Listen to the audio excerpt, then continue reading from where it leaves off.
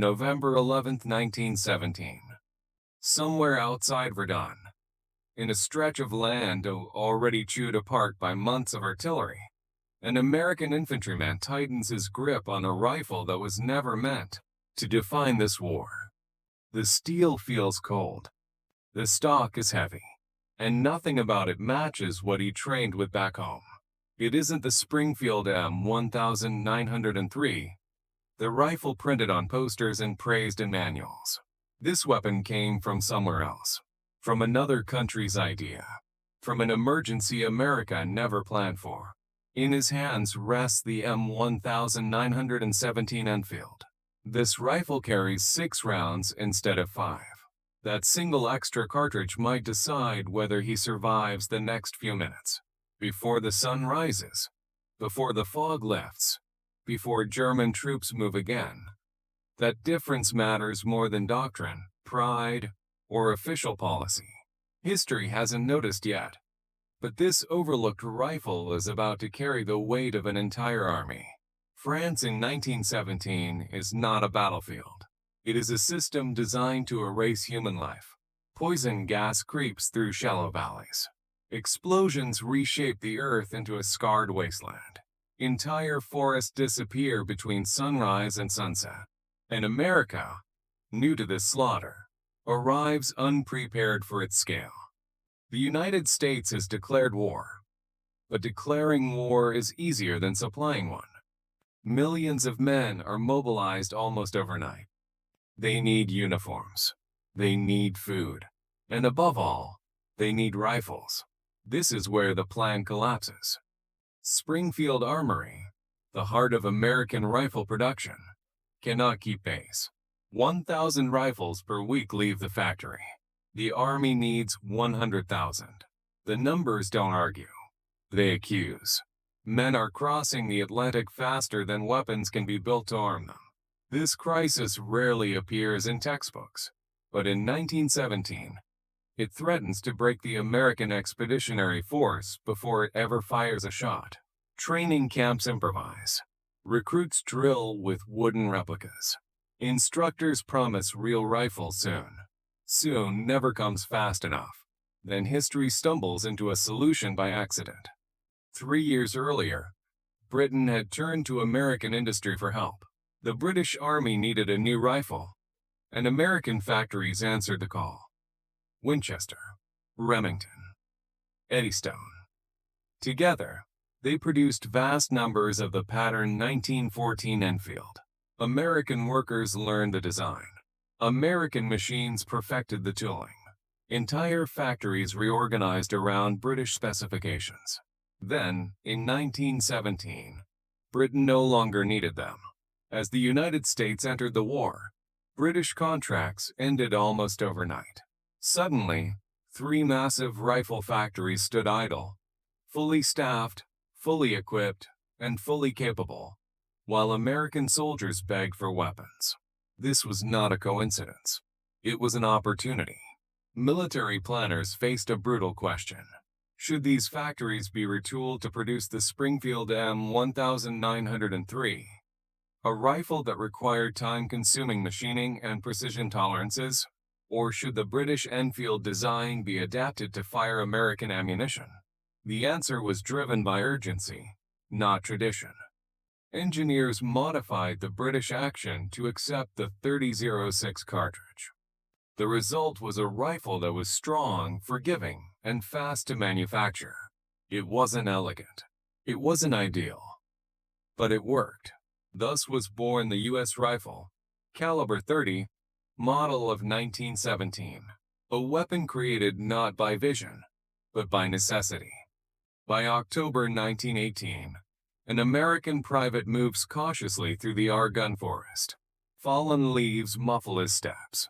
The air smells of damp earth and cordite. His rifle weighs more than he expected, nearly a pound heavier than the Springfield. But that weight carries reassurance. The action is solid. The steel feels unbreakable. He doesn't know the engineering behind it. He doesn't care. What matters is that it fires every time. The M1917's receiver, is one of the strongest ever issued to American troops. Multiple locking lugs distribute pressure evenly. The action was originally designed for a more demanding cartridge, leaving it massively overbuilt for American ammunition. Engineers would later confirm what soldiers already sensed. This rifle could take punishment others could not.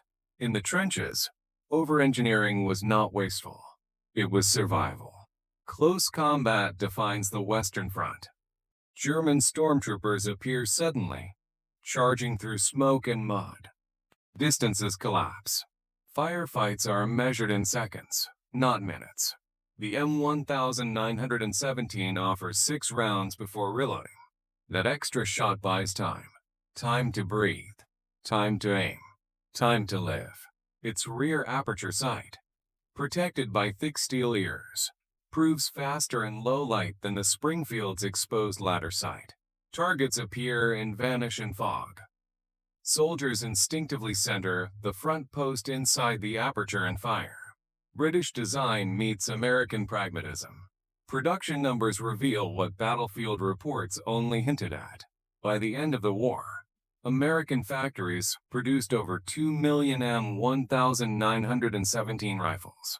During the same period, fewer than 300,000 Springfields were completed.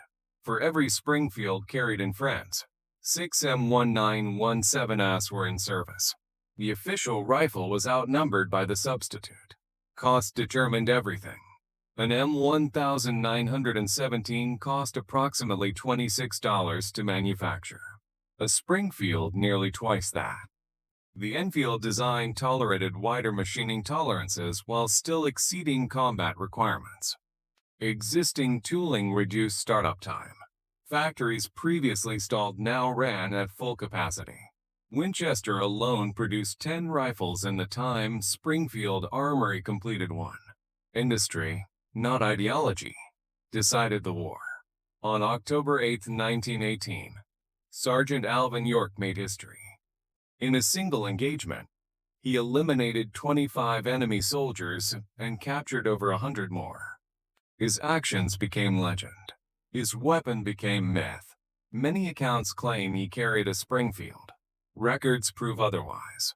York's rifle was an Eddystone-manufactured M1917. America's most celebrated hero fought with a so-called substitute.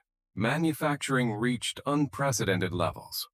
Eddystone alone produced 1 million rifles, more than all government arsenals combined. The factory operated continuously. Workers lived on site.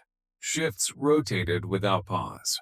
Every 90 seconds, another rifle left the line. Steel flowed toward the front like a river.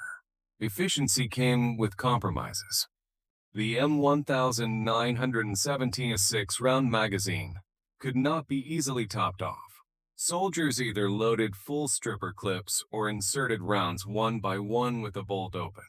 In muddy trenches, fumbling cost lives. Veterans adapted. Loose rounds in pockets. Pre-loaded clips. Anything to save seconds. Weight was a common complaint. Letters home described the rifle as unwieldy. But that mass absorbed recoil during rapid fire. While lighter rifles bounced violently, the M1917 stayed on target. Physics favored aft. Back in America, training camps struggled to keep up. New recruits practiced with mock rifles. When real weapons finally arrived, nearly all were M1917s. Manuals were rewritten. Instructors adjusted doctrine on the fly. Same principles. They told the men, just remember, you have one more round. The sighting system confused veterans of earlier training. Traditional marksmanship favored adjustable ladder sights. The M1917's aperture system seemed crude by comparison. Combat proved otherwise. Younger soldiers adapted instantly. Older instructors took longer to accept it. Another surprise lay in the bolt. The M1917 cocked on closing rather than opening. This meant less resistance when extracting spent cases and smoother operation during rapid fire. What began as a British quirk became a favorite feature. Less fatigue, more consistency. Quality control set new standards. Despite being built by 3 different companies, parts were fully interchangeable. Bolts, barrels, receivers, all fit seamlessly across manufacturers. This was not chance. Engineers coordinated specifications with obsessive precision. Wartime industry achieved peacetime excellence. Testing pushed the rifle beyond limits. Destruction trials revealed that the M1917 action endured pressures that crippled other designs. Springfield rifles showed warning signs early. The Enfield held on. One test rifle finally failed when the bolt seized, yet the receiver remained intact. That strength mattered in the field. Soldiers used their rifles as tools. They smashed doors, pulled wire, fought hand-to-hand. The M1917 endured abuse that would have ruined lighter rifles. $26 bought resilience. March 1918. Germany launches its final massive offensive. American divisions rush to reinforce collapsing lines.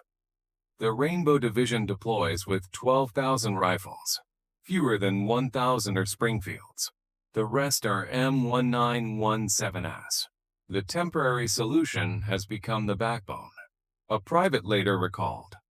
It came at dawn through the fog. I fired until the wood smoked. The rifle never failed. When others ran dry, I still had one more round. Production in 1918 defied belief. Month after month, output increased. By summer, American factories produced more rifles in 30 days than many nations could manage in a year. Mass production was no longer theory. It was weaponized. Innovations followed. Statistical quality control replaced individual inspection. Costs dropped. Reliability remained. Modern manufacturing was born on these lines. Confusion over ammunition spread through camps. Rumors claimed the M1917 required special cartridges. Quartermasters panicked. Messages flew. The truth was simple. The rifle fired standard 30.06. Weeks passed before the myth died. Accuracy stunned skeptics. Longer sight radius. Heavier barrel. Greater consistency. At long range, skilled marksmen grouped tighter with M1917s than with Springfields. The replacement outperformed the original. Flaws still existed. The magazine cutoff puzzled soldiers. The safety, located inside the trigger guard, was difficult with gloves. Winter operations produced accidents until training caught up. Field modifications appeared everywhere. Wire wrap sights, brass catchers, luminous paint for night combat. Necessity bred innovation. September 26, 1918. The Musar gun offensive begins. The largest American operation of the war. 600,000 men advance. In their hands, overwhelmingly, the M1917. Photographs confirm it. The Springfield has become secondary. Even tank crews prefer the Enfield. Reliability mattered more than refinement inside oil-soaked steel boxes. The M1917 survived vibration, grime, and neglect. Cost efficiency became legend. Fewer repairs. Simpler logistics. Lower lifetime expense. When accountants finished their calculations, the M1917 proved 40% cheaper over its service life. Then, suddenly, it ended. November 11, 1918. The armistice. Factories halted within hours. Lines fell silent. Workers returned home. Total production exceeded 2 million rifles, more than any American service rifle before or since. Peace brought politics. Despite its dominance, the M1917 was sidelined. The Springfield remained official. Warehouses filled with Enfields. Surplus rifles spread worldwide. China, Latin America, Europe, World War II resurrected the forgotten rifle. Pearl Harbor forced rapid rearmament. Garand were scarce. Warehouses reopened. Cosmoline was wiped away. Rifles issued again. Britain received hundreds of thousands through Lend-Lease. Home Guard units defended the island with American-built descendants of their own design. History came full circle. Training camps in 1942 mirrored those of 1917. New recruits learned marksmanship on M1917s while awaiting newer weapons. The rifles worked flawlessly after decades in storage. Over-engineering paid dividends. Even specialized units used them. Naval crews. Coast Guard patrols. Training formations. Wherever durability mattered, the M1917 appeared.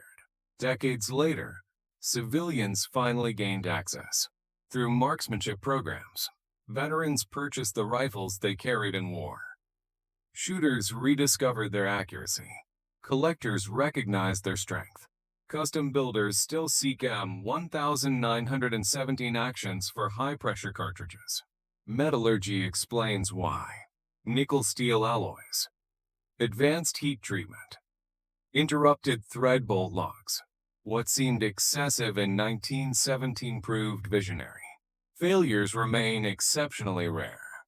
Today, M1917s still compete and win on firing lines across America. Their sights remain fast. Their capacity still relevant. But statistics tell only part of the story. The M1917 Enfield represents something larger. It is proof of American industrial adaptability. When tradition failed, industry pivoted. Civilian factories outproduced government arsenals. A backup plan became the primary solution. $26 bought reliability, scale, and victory. The Springfield earned admiration through craftsmanship. The M1917 earned it through presence. 3/4 of American soldiers carried it in the Great War. A rifle never meant to lead, but one that did. Forgotten by history. Loved by logistics. This is the story of America's accidental service rifle.